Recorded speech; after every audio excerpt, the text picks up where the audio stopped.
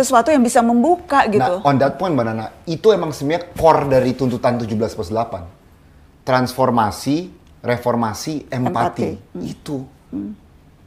Kok transformasi? Transparansi.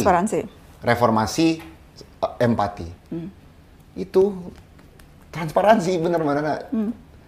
Kayak kita semua kayak merasa kita udah ngeliat sesuatu nih, tapi kok berita yang keluar setelah itu bukan itu yang terjadi, mata kita yang salah nih gitu. Kayak kita semua tuh kayak apakah mata orang Indonesia salah selama ini apa yang kita lihat gitu kan. Nah itu, semoga bisa lebih transparan sih. Iya, jadi tuntutan dan kalau ke DPR kan udah merespon lebih dulu. Puas nggak dengan respon DPR? Turunan gaji, itu kan yang paling mereka fokuskan dari semuanya ya. Kan, jadi mereka coba supaya kita ada angka-angkanya nih kan, kita ada angka-angkanya ya. Jadi pasca pemangkasan, jadi 65 juta per bulan. Turun dari sebelumnya sekitar 100 jutaan per bulan ya. Tapi sebetulnya itu masih 12-3 kali lipat dari gaji-gaji rakyat loh, Bapak Ibu, Tuan dan Puan yang terhormat. Ya. Iya. Terus ya ada tunjangan-tunjangan yang kemudian memang dipotong gitu ya. Oke Kak Jo, puas nggak dengan ini Kak Jo? Apakah puas? Nah ini sebuah pertanyaan yang ribet sih Mbak Nana, karena aku jujur dari 17+8 ini sebenarnya ngurangin gaji DPR tuh bukan fokus utama aku. Ya.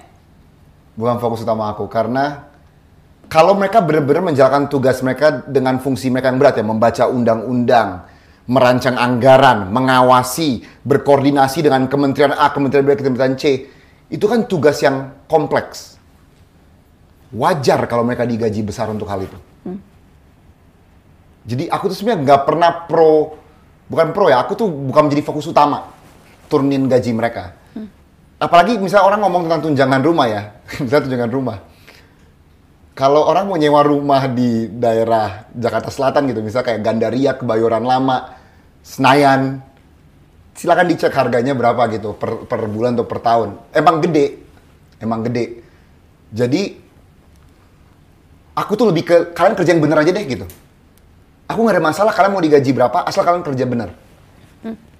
Itu masalah aku. Tapi respon mereka adalah mereka nurunin gaji mereka. Nah, kalau orang Indonesia udah puas dengan itu, menurut aku kita kalah di situ.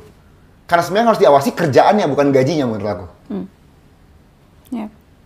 Dan menurutku memang kalau hanya berhenti di sini dan seolah-olah hanya puas di sini, padahal kalau kita ngelihat rincian pendapatan atau penghasilan anggota DPR yang besar tuh bukan di gaji sininya. Bukan di sininya malah? Bukan di sininya. Yang selama ini selalu luput jadi perhatian adalah itu dana reses. Ini nih, dan sebetulnya yang kenapa ini jadi terbuka itu adalah ketika ICW waktu itu datang ke DPR dan meminta untuk dibuka dana reses.